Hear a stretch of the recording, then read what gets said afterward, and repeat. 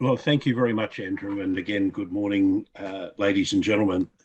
to everyone who's participating in this conference. I'm going to talk, as Andrew suggested, about Papua New Guinea in the post-COVID world economy. Of course, I should acknowledge that we're not yet in the post-COVID economy.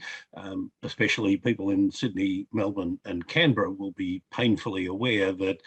we are still grappling with the virus, and we probably will be for some time. Nonetheless, there are also glimmers of hope as vaccination rates rise that we will be able to return to something approximating normal, hopefully beginning in a couple of months or so, when we eventually get to 80% or more of our population having been vaccinated.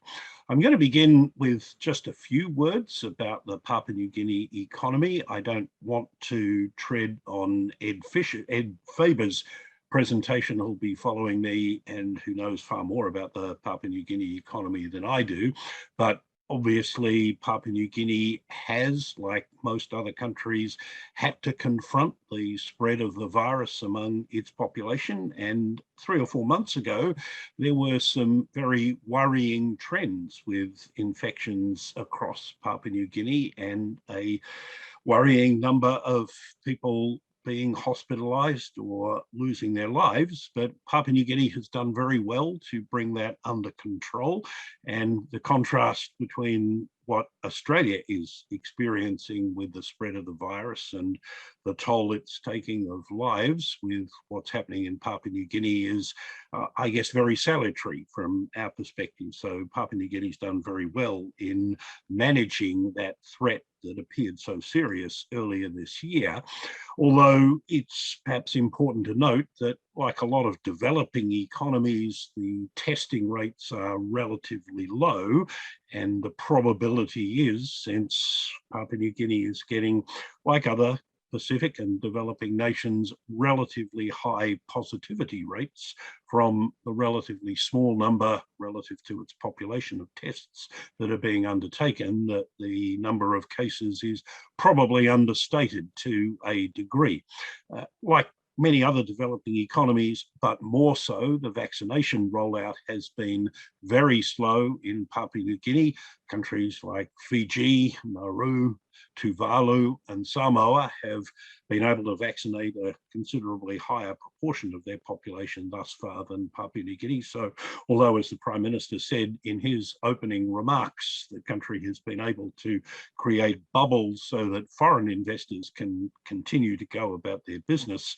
much of the Papua New Guinea population will be living with some form of restrictions for some time to come, going into 2022, so that what we saw in Papua New Guinea in March, April of this year doesn't become repeated.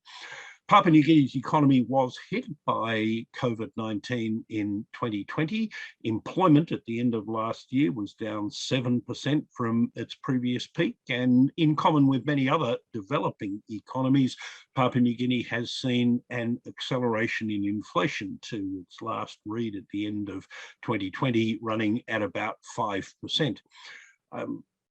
When we look at Papua New Guinea's trade, we can see that some categories of exports, particularly petroleum products, including LNG, experienced declines in 2020. That was in part, of course, the result of falling prices rather than falling volumes. But encouragingly, and I'll come back to this in talking about the future, Papua New Guinea's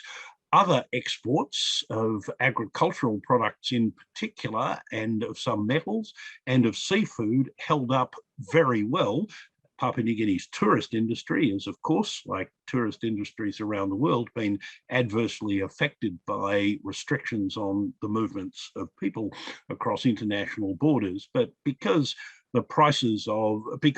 volumes of Papua New Guinea's non-energy exports held up as well as they did, Papua New Guinea's balance of payments position has remained sound, and that in turn has helped the kina to remain relatively stable, notwithstanding the significant cuts in interest rates that the Bank of Papua New Guinea implemented in the early part of 2020.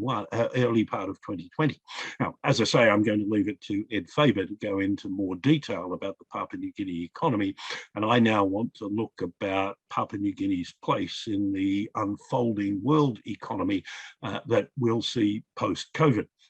In my view, the global recovery will be relatively slow in the same way that the recovery from the financial crisis of 12 years ago was relatively slow. That's in part because, with the possible exception of the United States, I suspect that governments in the Western world will be keen to rein in the significant widenings of the budget deficits that they've incurred over the last 2 or 3 years in response to COVID, and because very little is being done, again with the possible exception of the United States, to address the causes behind the slowing in economic and in particular productivity growth in advanced nations over the 10 years or so following the onset of the financial crisis. COVID has dramatically accelerated the digitalization of business in advanced economies and in part of the developed world. And one of the challenges for Papua New Guinea that I think some other speakers are going to be referring to in the course of this conference is how does Papua New Guinea as a developing nation tap into that digitalization of commerce and trade around the world.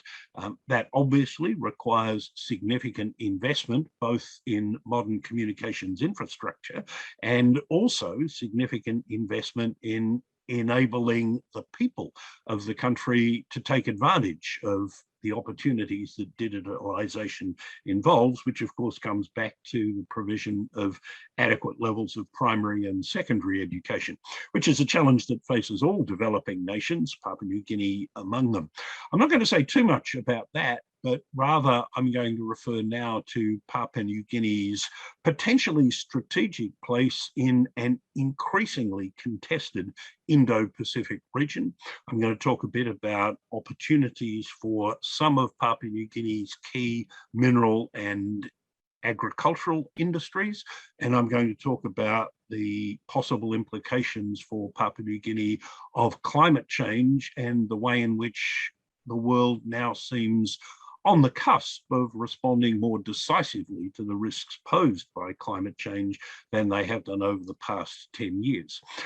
But my first and most important topic is the changing international pecking order, as I've called it, and its implications for Papua New Guinea. What I'm referring to here, of course, is the dramatic rise in China over the period since the late 1970s, since Deng Xiaoping's reform agenda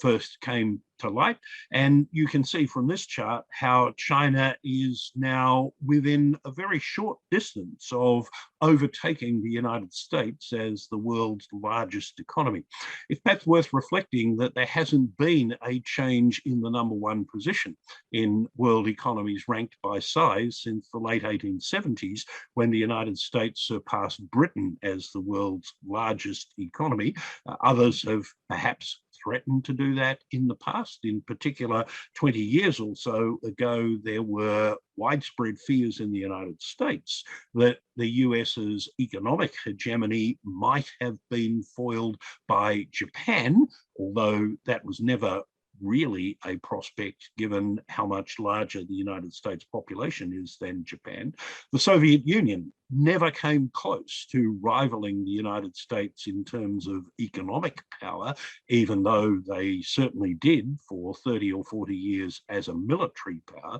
Indeed, in the way that the IMF and the World Bank measure economic activity, which is converting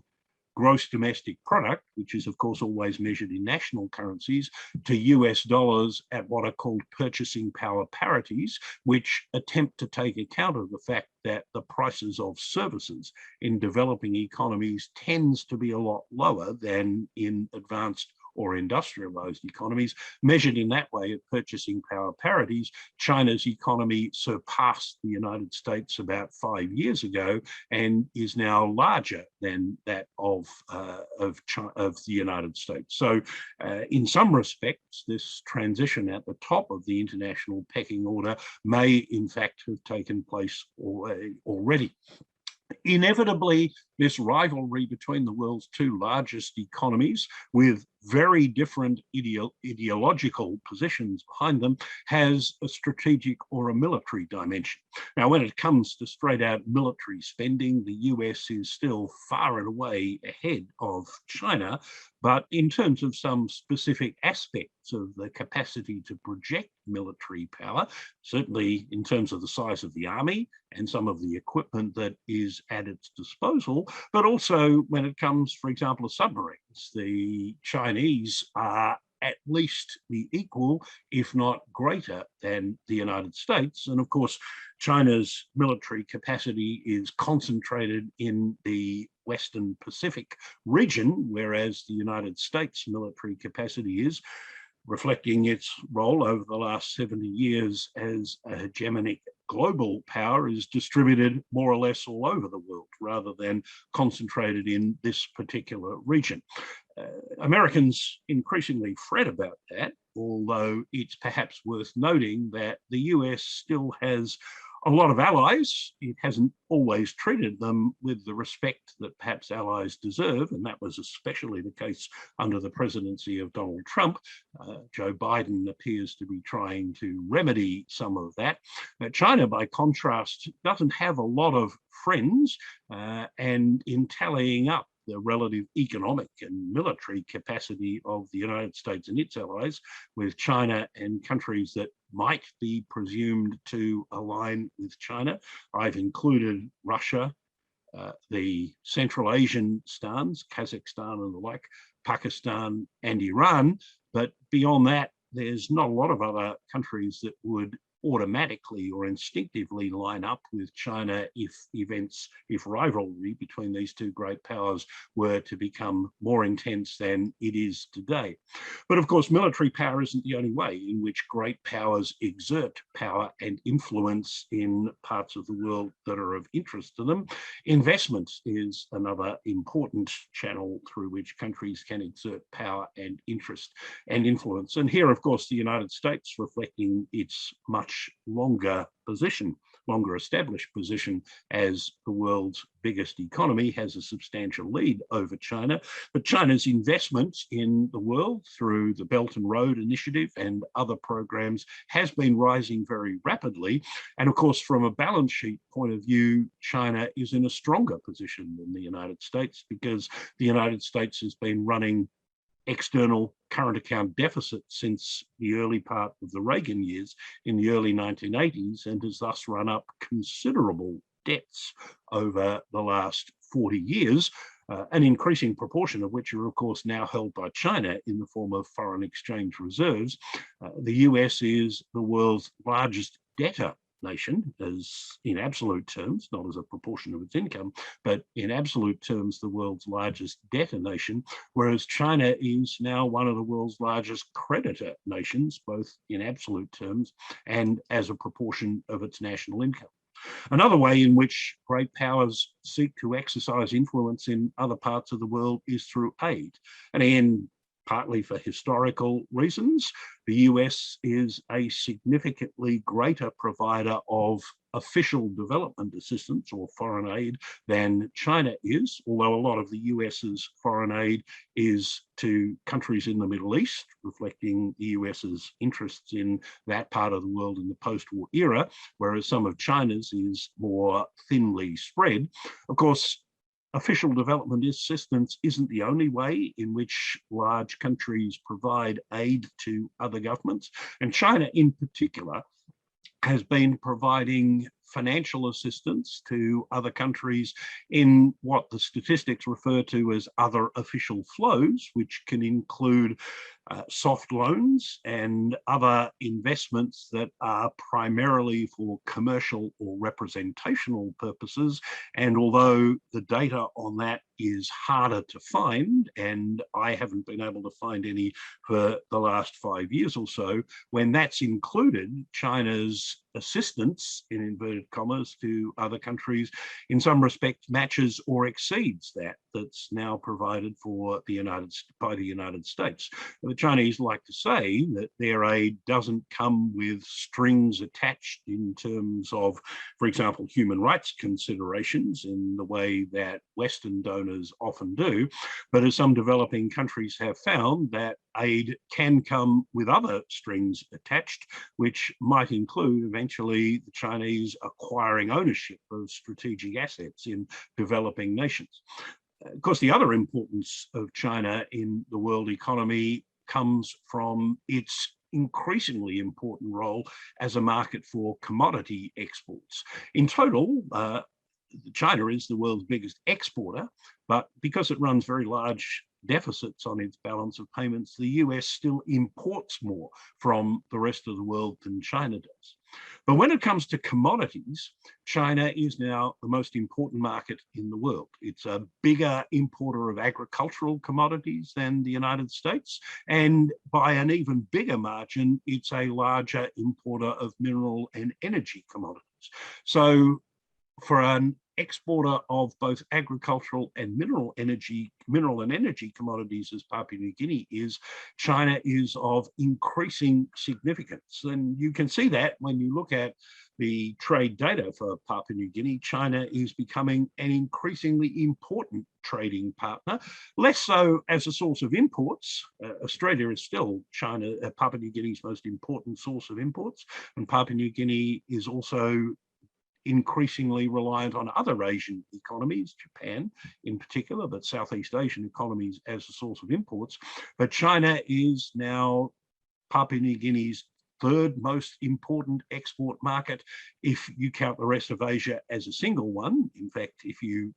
discount ASEAN economies individually, then China is the second most important market for Papua New Guinea. So what happens there and what happens in the broader region is of enormous importance to Papua New Guinea's economic future. What does all this mean for Papua New Guinea? Well, the starting point, I think, is the obvious point that Papua New Guinea occupies an enormously strategically important location in what is an increasingly contested part of the world, what's now referred to as the Indo-Pacific region. Inevitably, China is going to want to continue to seek to pull Papua New Guinea more into its orbit, as it's doing with other developing economies, particularly in the Pacific and Southeast Asia, while the West, conversely, will want to keep Papua New Guinea in its camp. Foreign investors from China and the West are likely to be keenly interested in many of Papua New Guinea's strategic resources. And it's therefore incredibly important that Papua New Guinea develops a clear sense of where its own strategic interests lie. Papua New Guinea, I'm sure, doesn't want to be seen as the client state of either China or of Western nations. And it's important, I think, for Papua New Guinea to develop a sense of where its strategic interests lie that is widely shared by Papua New Guinea's population, so that it will survive changes of government, that foreign powers won't see it as being in their interests to interfere in Papua New Guinea's politics in the expectation that achieving changes of government will suit their own foreign interests. Obviously, Papua New Guinea will seek, like other countries in Southeast Asia do, to remain on good terms with all of their neighbours and with major powers in the region, rather than being seen as client states of great powers. In such a contested region, I think it's enormously important for Papua New Guinea to look for ways to strengthen its state capability, as the Prime Minister said in his address when, for example, he was referring to the importance of the independence of Papua New Guinea's judiciary. What I mean by its state capability is the capacity of the state, broadly defined, to look after its people, keeping them safe, providing them with opportunities to improve their lives and the lives of their children and other descendants, and providing the goods and services that individuals can't provide for themselves, in particular education and healthcare. The Prime Minister referred to the importance of the resilience of the country's legal framework, and I would add to that the respect and loyalty which the people have for their country and for its institutions. There are probably going to be opportunities for Papua New Guinea to benefit from the contest for influence between the competing great powers, between China and the West. Both of them are likely to be dangling aid, investment, and potentially other things that will be attractive to the people, businesses, and the government of Papua New Guinea. But in doing all of those things, in seeking to benefit from the contest for influence, Papua New Guinea needs to avoid giving any impressions that the country can be bought, which I'm sure all of Papua New Guinea's leaders are very conscious of. Given how rich Papua New Guinea is in resources, it shouldn't be one of the poorest countries in the Asia-Pacific region, which it is measured in terms of per capita GDP. It's richer than some, but it is not as well off as others who don't have the endowment of mineral, energy, and agricultural resources and land that Papua New Guinea has. And Papua New Guinea has one of the highest proportions of its population living below the World Bank's extreme poverty line of just under $2 a day of any in the Asia-Pacific region, which obviously poses challenges for Papua New Guinea in the post-COVID world. I've been talking here just briefly about Papua New Guinea's resources, and some of them, I think, do hold out opportunities for Papua New Guinea to improve its economic capacity and to lift the living standards of its people. We have seen over the past decade very strong growth in global demand for agricultural commodities. Much of that has come, of course, from rising living standards, especially, though not exclusively, in China. And it's probably the case, as these charts from the OECD and the UN Food and Agricultural Organization suggest, that the rate of growth in demand for agricultural commodities will probably be slower over the next 10 years than it has been over the past 10 years. But it is still going to be quite significant, and the important thing, I think, for Papua New Guinea will be to increase its market share in some of the product markets where it already has a foothold, and where possible, to develop some new ones. The sort of products that really should stand out are vegetable oils, palm oil and the like, where Papua New Guinea already has a significant production base, fisheries, which the Prime Minister referred to explicitly in his address a moment ago, in rice, which I'll say a bit more about, is something that Papua New Guinea has, I think, considerable potential for, and maybe even in poultry, for which there's considerable demand in the Asia-Pacific region. And although it's not something that Papua New Guinea has had any significant presence in a commercial way in the recent past, is perhaps something that represents an opportunity for Papua New Guinea in the years ahead. One of the great advantages that Papua New Guinea in theory has here is its enormous water resources. By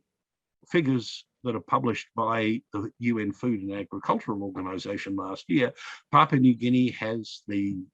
5th highest renewable water resources per head of population in the world. And that's something that in a world that's threatened by climate change in all sorts of ways ought to be a very substantial advantage. The Prime Minister has previously referred to coffee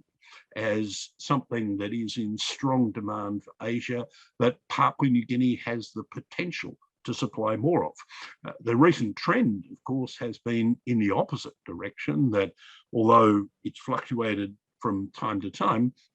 Papua New Guinea's coffee exports have been declining, and its share of the global coffee trade has roughly halved over the last 20 years. That's an area that Papua New Guinea could, I would have thought, be doing better in, especially if in some other parts of the world climate change has an adverse impact on the capacity to produce. Yeah, as the Prime Minister mentioned, marine fisheries is another area where Papua New Guinea has enormous potential for growth.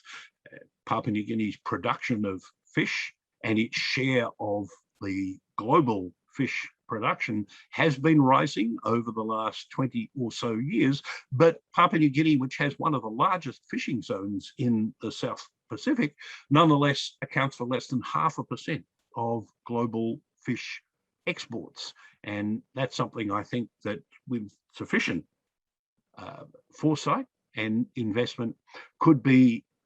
an increasingly important source of income and exports for Papua New Guinea over the next 20 years. Papua New Guinea used to be quite a significant rice producer 40 or 50 years ago, but during the 1970s, that capacity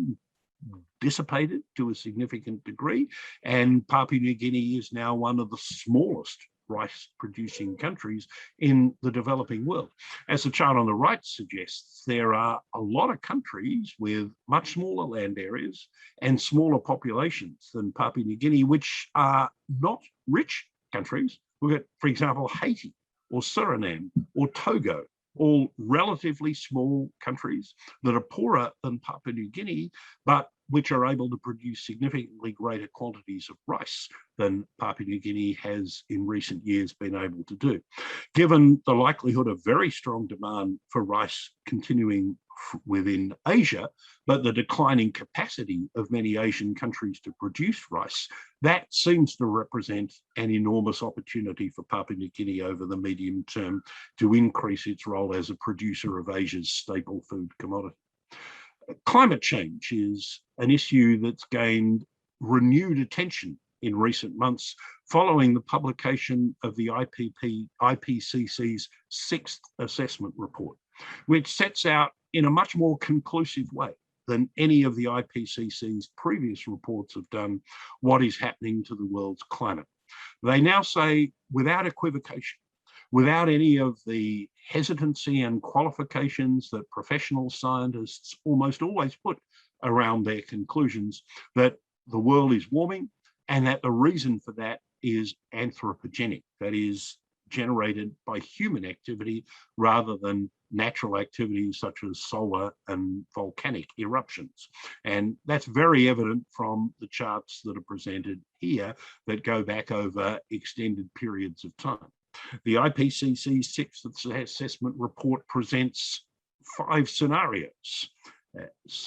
shared socioeconomic pathways, as they call them, or SSPs, which present a range of alternatives for the global climate over the remainder of this century, depending on how effective the world is in reducing CO2 emissions. All of them suggest that at least in the next 30 years, there will inevitably be further evidence of mostly damaging climate change. And the projections made by the IPCC suggest that although Papua New Guinea may not get a great deal hotter than it already is, it's likely to get wetter, probably as a result of having more serious cyclones and floods than Papua New Guinea already has. And some of those, as you know, have been quite devastating. What does all of this mean from Papua New Guinea's economic perspective? I would suggest that 4 of Papua New Guinea's principal mineral exports are likely to be major beneficiaries of global efforts to reduce CO2 emissions. In the near term, Papua New Guinea's LNG exports will be important for those countries who see gas as a transitional fuel, moving away from coal and oil,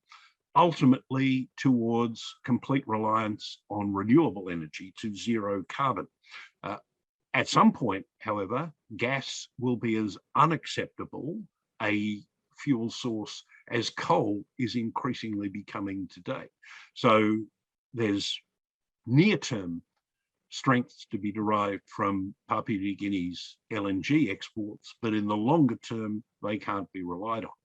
On the other hand, Papua New Guinea's principal metal exports, cobalt, nickel, and copper, are all likely to be important in the growing quest for the use of renewable energy, particularly in electricity. As you know, cobalt and nickel are important in the use of batteries that are in turn going to be increasingly important in the spread of batteries as a way of storing renewable energy for use in periods when the sun isn't shining or the wind isn't blowing. And Papua New Guinea potentially is well placed to capitalize on the growing demand that there's likely to be for those particular products, as evidenced in the World Bank's long-term forecasts for the prices of those metals to remain at relatively elevated levels over the remainder of this decade. But it would seem to me that Papua New Guinea could also be a more significant producer of renewable energy itself. Papua New Guinea is, of course, already, as you'd expect, given its population, the biggest electricity producer in the Pacific region, but most of that is generated by fossil fuels, by coal and oil, rather than by renewables, water, solar, and wind. Now, you would think, given that Papua New Guinea has, as I mentioned before, the 5th highest renewable water resources per head of population in the world, that Papua New Guinea could be doing more in that regard. Now, I'm a Tasmanian, where most of our electricity comes from hydro, and Tasmania has had a fraught history in the last 50 years with hydro power construction and generation. So in saying that there's potential for Papua New Guinea to produce more from its hydro resources, I'm not ignoring the very significant social issues that there can be with the construction of large hydroelectric schemes. But you would have thought, given where Papua New Guinea is located in the world, that the potential for increased solar and wind generation would be significant in Papua New Guinea as well. And Papua New Guinea would then have the opportunity either to use renewable energy to increase the processing of its own mineral and agricultural products, or alternatively, depending on the availability of, for example, cabling to Indonesia, to the Philippines, or to other parts of the world, to export some of the energy that it's electrical energy that it's not able to use itself. So it would seem to me, in summary, that there are considerable opportunities for Papua New Guinea in the post-COVID world in positioning itself